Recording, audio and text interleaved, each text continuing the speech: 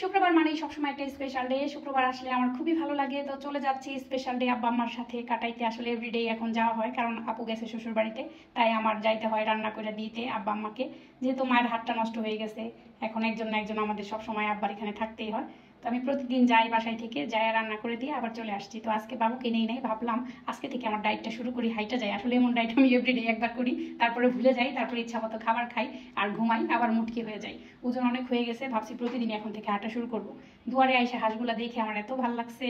আমি মাকে জিজ্ঞেস করতেছি এগুলিতে ডিম দেয় না, আব্বা বলছে তোর জন্য অপেক্ষা করতেছি, আসলে বের করবো। পরে আপাকে বললো, আপা ডিমগুলা বের করতেছে।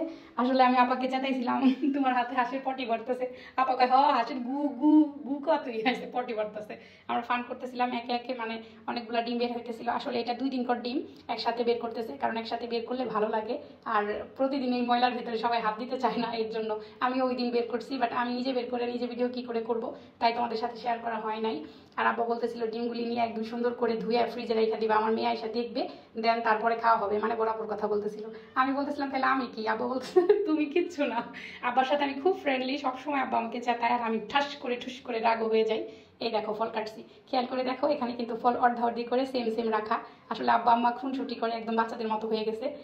আব্বা বলবে তুমি বেশি খাইছো, আম্মা বলবে তুমি বেশি খাইছো, এর জন্য আমি একদম সমান সমান করে মাঝখানে একটা স্পেস রাইখা ফলগুলি আব্বা আম্মাকে দিলাম। এরপর আমি আজকের জন্য রান্না করবো চিংড়ি ভুনা। এটা একদমই তোমরা রেসিপিটা খেয়াল করতে পারো, একদম সিম্পল সাধারণ বাঙালি রান্না, কিন্তু অসাধারণ টেস্ট হয়। এখানে আমি অল্প একটু আদা বাটা, রসুন বাটা, জিরা বাটা সামান্য পরিমাণে নিয়েছি, আর পেঁয়াজ, কাঁচামরিচ আর একটু রসুন কুচি নিয়েছি। তারপরে মাইখা লবণ দিয়ে সুন্দর করে একটু পানি দিয়ে বসাইলাম। এটা বলক তোলার পরে আমি হলুদ গুঁড়ো, মরিচ গুঁড়ো, ধনিয়া গুঁড়ো অ্যাড করবো। তার একটা কারণ কি, ওই যে চিংড়ির যে লাল কালারটা আসছে, এটা যদি আগেই হলুদ গুঁড়ো, মরিচ গুঁড়ো, ধনিয়া গুঁড়ো দিয়ে দিতাম আসতো না। এটা আমি সবসময় খেয়াল করে দেখি আমার শাশুড়ি মাকে, তার জন্য আমি এভাবে করি। আমি আমার শাশুড়ির কাছ থেকে রান্নাগুলো শিখছি। তারপর আমি হলুদ গুঁড়ো, মরিচ গুঁড়ো, ধনিয়া গুঁড়ো দিয়ে ওপর থেকে সরিষার তেল দিয়ে দিলাম। এখন আমি একটু সময় নিয়ে মশলাটাকে কষাবো, তারপর অল্প একটু সবজি দিব। আব্বা মা তো একদমই সবজি খাইতে চায় না, ওনাদের মানে সবজি ভালোই লাগে না। তারপরও আমি একটু ধুন্দুল কেটে দিয়ে দিলাম, কারণ সবজি তাদের খাইতেই হবে। 2টা ধুন্দুল কেটে দিছি, একদম কষানোর মধ্যে 2টা ধুন্দুল দিয়ে দিলাম। এভাবে রান্নাটা যদি তোমরা চাও একদিন করে দেখতে পারো। দেখো কালারটা, আমি কিন্তু এখানে কোনো এডিট অপশন নেই, কেমন সুন্দর লাগতেছে সবজির কালারটা। আমি আজকে মানে ভেতরে, ঘরের ভেতরে রান্না করতেছি, আর আমার কাজে বাহিরে মার জন্য গরম পানি বসাই দিয়ে ভাত বসাই দিবে। আসলে আমার মার প্রতিদিন গরম পানি দিয়ে গোসল করাই দেওয়া হয়।